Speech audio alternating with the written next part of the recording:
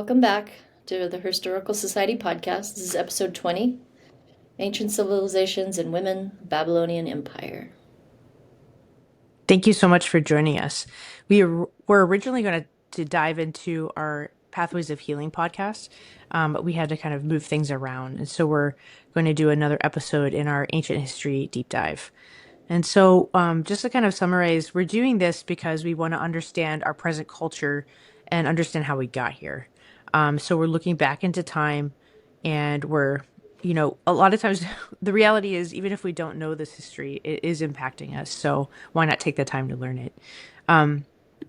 We're also trying to answer questions about women during this series. We're, of course, going to learn about the civilizations. We're going to learn about their history and their major events and location and time frame and their rulers and things like that. But we're also going to try to answer what were women allowed to do and how were women being treated.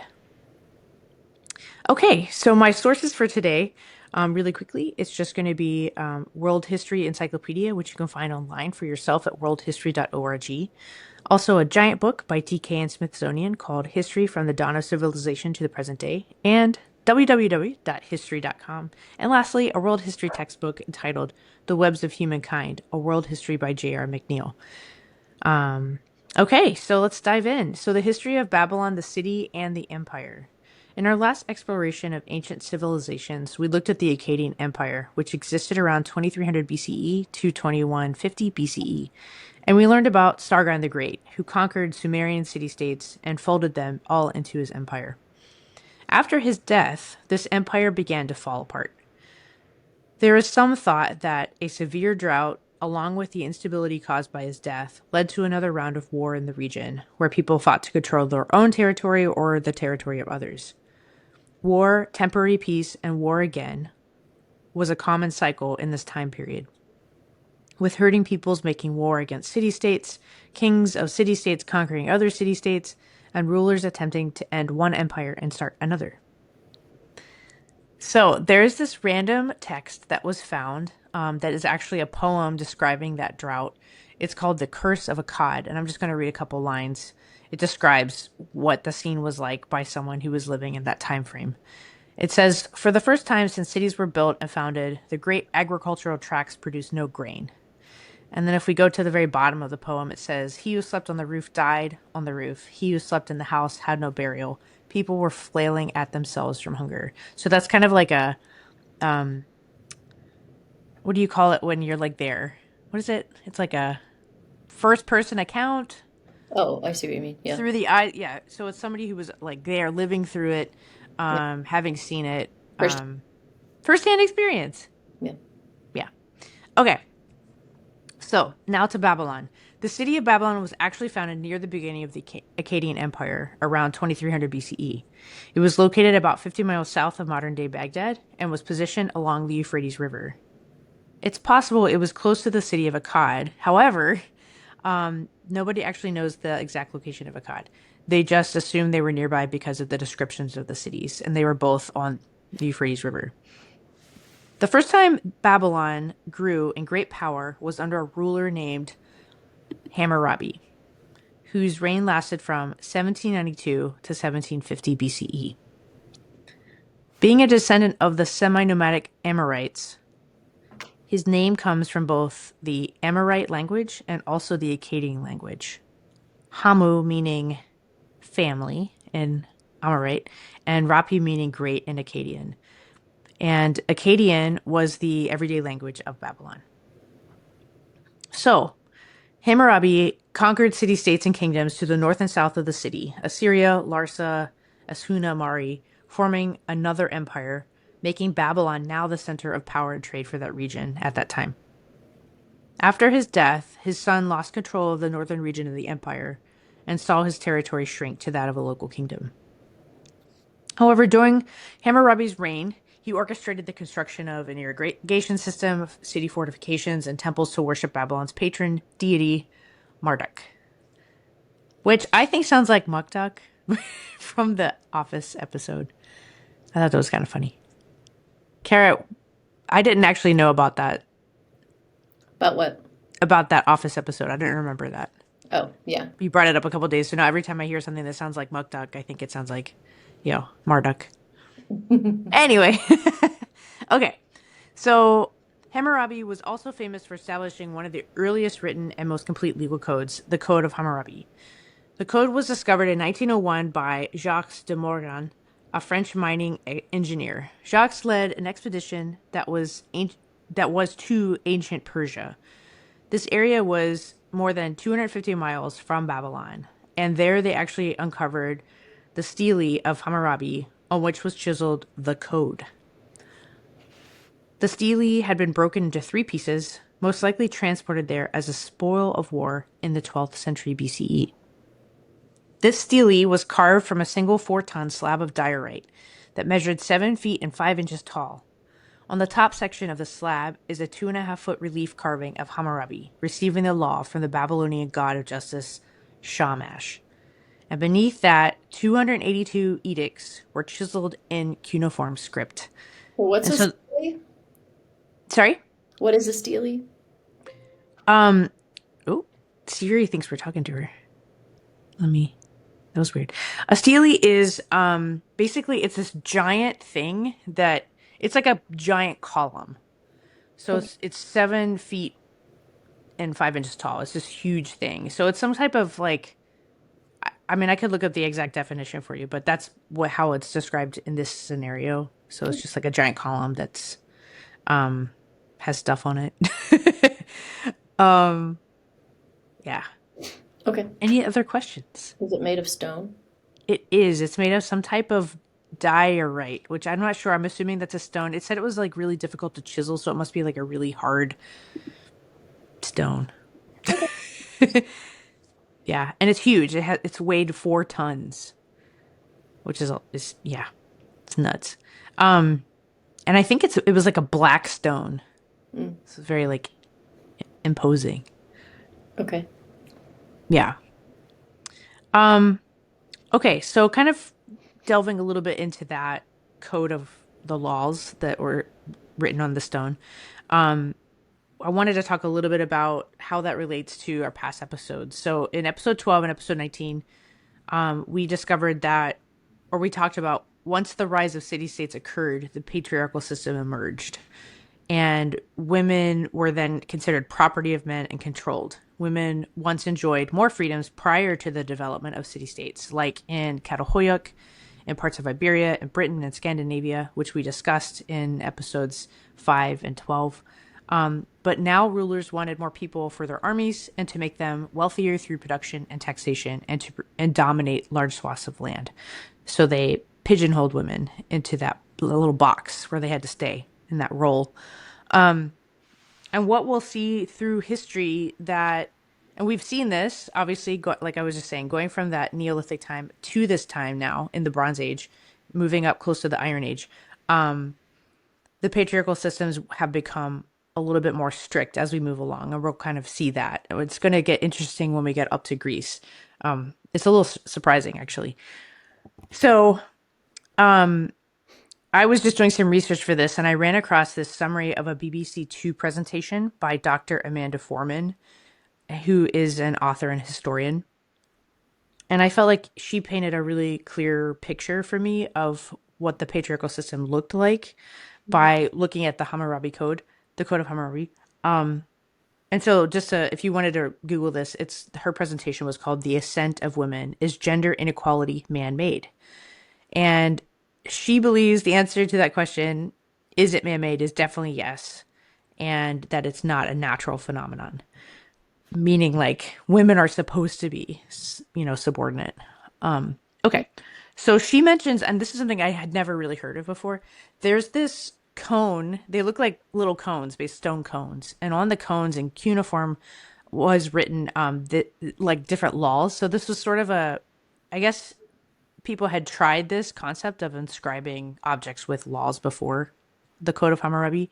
But the Code of Hammurabi was more of a very complete list of things, 282 things. So there are these little cones that come from Sumerian city-states from 2400 BC. So this would be 100 years before the Akkadian Empire began with Sargon. And they've been translated, And it's clear from this text that women are inferior and that the threat of violence against women has already started. And so this is a quote, and it was actually it shocked me. It says, "If a woman speaks out of turn, then her teeth will be smashed with a brick." Right? I Wow. was like, damn. Okay. Gross. Yeah. So, Dr. Amanda Foreman goes on to say that the Code of Hammurabi was a mixed blessing for women. While it recognized a woman's right to own property and to pass that property down to her children, and provided protection from mistreatment and neglect, and ensured a wife could use her husband's estate for her lifetime, it was also a massive blow to women's sexual freedom and freedom in general. If a woman was found guilty of adultery, she was put to death. Also, fathers and husbands owned their daughters' or wives' reproductive rights and lives. This code codified into law discrimination and oppression. So that I felt like she summarized that well. Dr. Foreman did. Okay, so final thoughts on the history of Babylon. This I was as we discovered. So Hammurabi's reign was not extensive, and then his sons after him lost control of that area of land. And then later on, strangely, the city of Babylon kind of undergoes like its transformation back into an empire. It's also short lived, but there was a reemergence of the city and the empire, and that is known in history as the Neo-Babylonian Empire. And that empire existed from 626 to 539 BCE. This empire rose in prominence after a Babylonian ruler defeated the Assyrian Empire in 612 BCE. This new Babylon constructed beautiful buildings, temples, and around this time was when the famous Hanging Gardens of Babylon were built. And for those familiar with the Tanakh or the Bible, Tanakh. Tanakh or the Bible, yeah. This is the period of Babylon where you would see Nebuchadnezzar and Belshazzar. So Belshazzar. I said it wrong.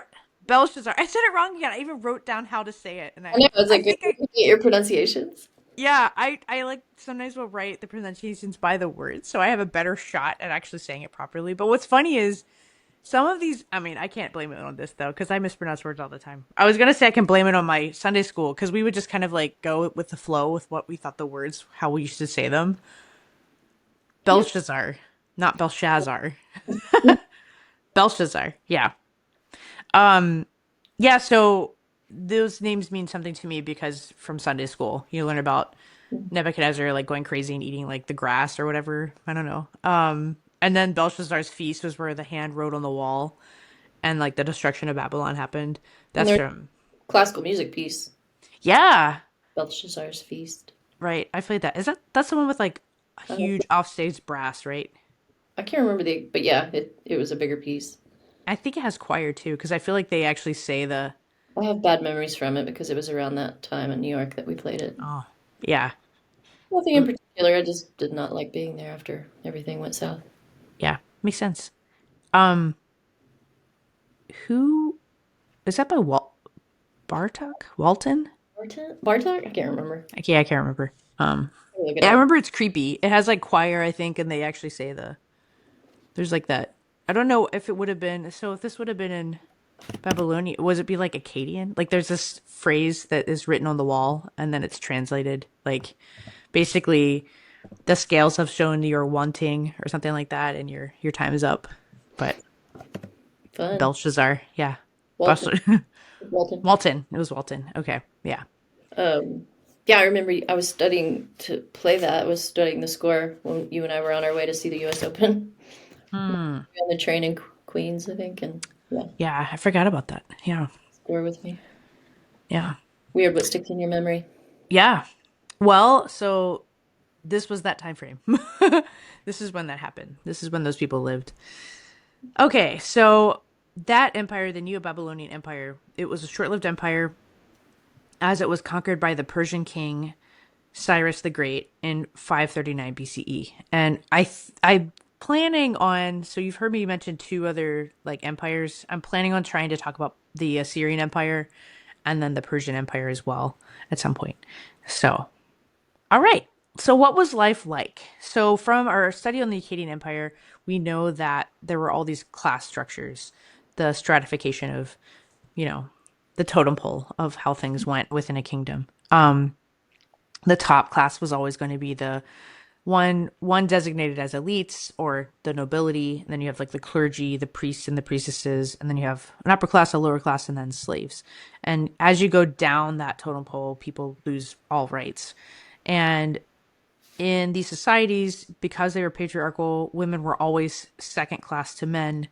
And then as you went down to the totem pole, it just got worse for women. The other thing that was, so I didn't know much about this. Just like what was it like? So there were, in regards to religion, we learned from our Akkadian Empire study that Sargon the Great's daughter, Edheduana, she was placed with at like one of the big temples in Ur, and she was sort of like, I think like a head, I would think of like a head priestess, and she like was the first author, the first named author in world history. And so she would write these texts and psalms and poems and all these things for the worship in the temple. But what she did was she combined the religious figures, the gods of Sumeria, the Sumerian city states, and then the gods of the Acadia. And she kind of like melded them into one. And I always find it a little interesting. It seems like rulers are very, like rulers like Sargon. I mean, he would technically be like a self-appointed monarch, I think. I guess. Like I'm Yep. trying to think of what type of government system that would be, because he's sort of like a king, so I guess he would kind of, or like, I don't know, dictator. But anyway, there's this use of, I feel like, religion to sort of like bring society, tried to bring those different societies together and create some like cohesion there, something like that. But anyway, so I looked at really briefly into the religion. They had like all these different gods that did different things, and the Sumerians, basically they're the same gods with slightly different names. And like in the last episode, you heard us talk about Sargon. He ended up picking his god was going to be Inanna or Ishtar, who was the god of love, sex, and war. But then he conquered this other king called Lago-Zagizi, and his god was Enlil, and that was the god of like individuals' destinies or fates and controlling them. Some of the other gods, so the Enheduanna, she was, I think she talked about An or Anu, the sky god, and then you have the moon god in Sumeria was Nana, and the Akkadian was Sin. That was the same god. Anyway, so it's just like little things I didn't really know much about. That was a part of their life there. So yeah. What I thought we'd do now is just talk a little bit about one of the women that I found during this time frame. I actually had trouble finding women from this time frame. I don't know if it was because it was like a shorter empire, but obviously, we know from our study of history that anybody who was a slave, anybody who was in the lower class, there's nothing written about them because you would need money to access scribes, or you would need to have higher ranking to even get an education, basically of any type. So there's just silence, unfortunately, from lower classes of people. Yeah. So this particular woman comes from the nobility class. So Enheduanna was the supposed daughter of Sargon the Great. And this woman's name is Enagaldi Nana, and she was a princess of Babylon.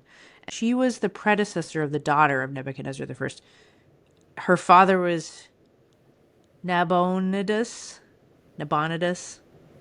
and her mother may have been Nitocris.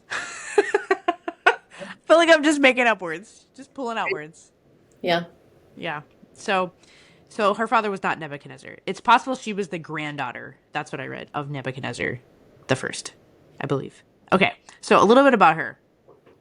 She was a princess during this Neo-Babylonian Empire and became the high priestess at Ur, just like in Hedwana. As the first Intu, so this is like a priestess name, in 6th century, serving as the human wife, this is interesting, of the moon god Sin. And we also learned that the god Sin was also the god Nana, interestingly. Her name, so Anna Galdi, held large religious and political power. She is most famous today for founding a museum in Ur in 530 BC. And I've read that they believe that this was more like the first museum. And this museum showcased and cataloged and labeled artifacts from the preceding 1500 years of Mesopotamian history, and is often considered to have been the first museum in the world, which is kind of interesting. Okay, so she was the daughter of Nabonidus, who ruled as king of Babylon from 556 to 539 BC. She had at least three siblings: her brother Belshazzar, so that was her brother, and her sisters Anna Izagilla, Rizat, Mm-hmm. and Akabu Unma, Akabu Unma. Mm-hmm. So her dad was genealogically unconnected to the previous Babylonian kings, but he might have been married to the daughter of the previous ruler Nebuchadnezzar II. Interesting. Okay. Which would have made Anagaldi and her siblings into Nebuchadnezzar's grandchildren. So that's kind of like the continuation of that line a little bit. They don't, and then this is saying that they don't really fully know if her mother was Nitocris or Nitocris, Yeah. but that's a guess. Okay, so her career, quote unquote. So she was this high priestess. I'm trying to see if there's anything interesting. All the people who were priests were of royal blood, so they have having been sisters or daughters of the kings. So that's partly that's. I mean, this. I feel like again, like what I was saying about religion, this was sort of how they controlled things because their families were these people, and they kind of handled all this stuff. And let's see, anything else about her? Her so during the reign of her father, they were conquered by Cyrus the Great, and the king, her dad, appears to have been allowed to live and retire in peace somewhere else. But the change of government did not appear to have impacted her position in Ur, since she ended up establishing the museum 9 years later. So she was still there, and that museum was like it says it was 500 feet southeast of the ziggurat. So it was the ziggurat is like the temple basically, and so her museum was nearby. So supposedly some of the objects on display at this museum had been personally excavated by her and her father, and again the collection spanned 1500 years from that time period 1500 years earlier. And what else? So this museum, Anagaldi's museum, was discovered by the British archaeologist Leonard Woolley, who we've heard a lot about in these different episodes. And he discovered that museum during excavations of the Ur Temple complex in 1925. And this says that the arranged objects, they were neatly arranged in various different ages, and they allowed him to quickly identify the site as the remains of a museum. Ta-da! That's it. So this was a short episode. Kara, do you have any thoughts? Um. Nope. Okay. This I is our feel shortest episode yet. I don't Kara, have to input. Like I don't. You do all this. You do all the legwork for these episodes, so I feel like I'm just listening. that's cool. Do you feel like you learned something? Um. Yeah, I guess a few things. What stood out to you? Um. Putting you on the spot. I mean, I don't. The museum being the first, or creating the first known museum. I guess that's yeah. It's kind of neat. Yeah. Yeah. Yeah. What stood out to you? Um, I think Hammurabi's code, the Code of Hammurabi, and Okay. then I feel like that the What about text it? well, just like, I mean, it's sort of like a very clear picture of how women are being treated, and I mean, maybe how things have changed. I think that would have been interesting to go more deeply into that, but maybe there's Right. nothing deeply to go into. I don't know. I mean, I started reading the different edicts. Like you can read through them. There's a translation of them. So there are 282 of them. Of things Um, like the one you read. yeah, and it's like if a woman like I don't know how to describe it. Let's see. If somebody is caught stealing something, they get thrown in the river. Actually it reminded me a little bit of that scene from Parks I and think Rec. Parks and Rec. Yeah, Yeah. where that guy's where are they from? It's like Overcooked fish, jail. jail. Undercooked. jail. He's like, believe Bad it or not. chocolate, jail. But it's like that. It's like the Yeah, he's like river. undercook, overcook, and he's like, believe it or not, jail. Yeah, it sort of reads like that. I can't remember where they're You from. steal a fish, Where are they river. Thrown in the river. from? Dead. Venezuela. They're from Venezuela. Venezuela, that's right. Yeah. Yeah, it sort of reads like that. It's a very much like you do this, jail. You do Yeah. this, river. You do Are they this, all targeted death. toward women, or are they just did they vary? I'm They sure. vary. Like a lot of it has to do with how you treat a slave, if you steal. There's like one about a doctor, how much a doctor should. Actually, this was sort of interesting. That Like, would be more interesting to me, I think, than learning about the museum. oh, I was all like excited about the museum. That what you're saying in the what are what's depicted in those carvings or whatever you call them, that's stuff that That you was, yeah, you would really be able to see how people were treated, which I think is right. kind of how we what we talk about on this podcast. Right. Well, it was interesting because I thought it would be too boring to read from it, so I just summarized it instead What if with you Dr. had a Foreman's. few of them? You want me to read it a few? I don't know if I have the. Let me see. I bet I do have a few of them. Let me pull them up real fast. Let's see. See if I can spot them really quickly. Here they are. Okay. Um, if anyone ensnare another, putting a ban upon him, but he cannot prove it, then he that ensnared him shall be put to death. Um, if anyone bring an accusation of any crime before the elders and does not prove what he has charged, he shall, if it be a capital offense charged, be put to death. um, if anyone steal the property of a temple or of the court, he shall be put to death. And also the one who receives a stolen thing from him shall be put to death. So, and then if there's one about a woman, let's see, one's about slaves. They really want to, I mean, this is all like slavery is a big thing during this time, and it became that way. For, I feel like during the city-state time as well. Okay, and yeah, if anyone break a hole into a house, he shall be put to death before that hole and be burned, buried. Sorry, and before that hole and be buried, be burned. I'm trying to find one about women. Let's see. Da da da. There's a garden. Stuff about gardens and fences and a tiller about water. If a man let in water and the water overflow the plantation of his neighbor, he shall pay 10 gur of corn for every 10 gain of gone of land. This is the one about being thrown in the water. If a tavern keeper feminine does not accept corn according to gross weight in payment of drink, but does take money, and the price of the drink is less than that of the corn, she shall be convicted and thrown into the water. Yeah, so that's interesting because she's a tavern keeper. So that was one of the queens.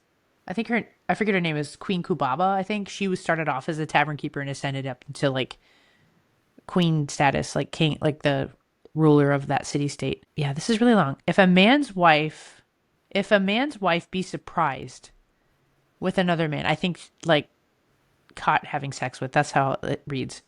Both shall be tied and thrown into the water, but the husband may pardon his wife and the king his slaves.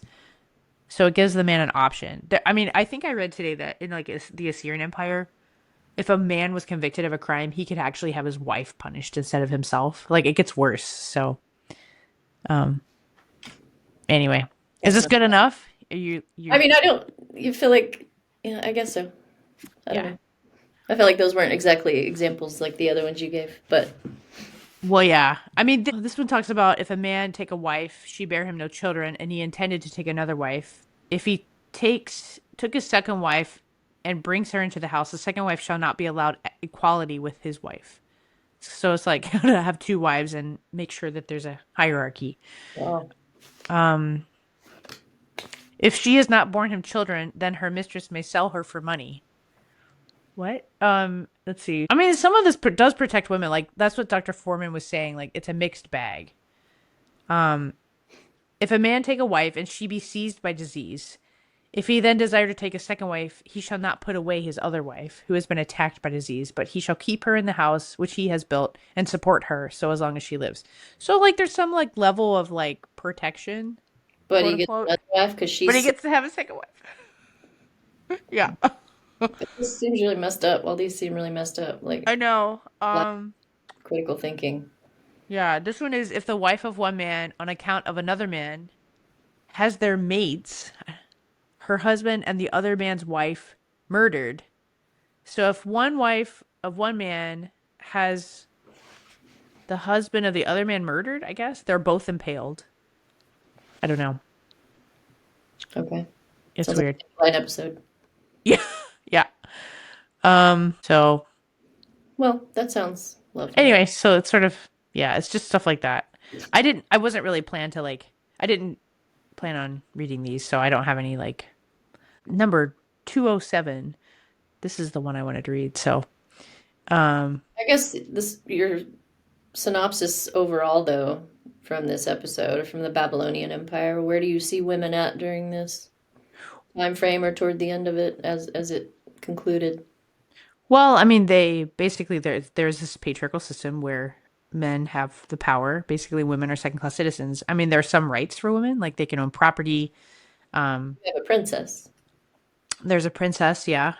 She's not ruling, but she was like a religious and she was a political power in some. I mean, I think the religious people had political power because they got to shape how people were kind of seeing the world, Right. experiencing the world.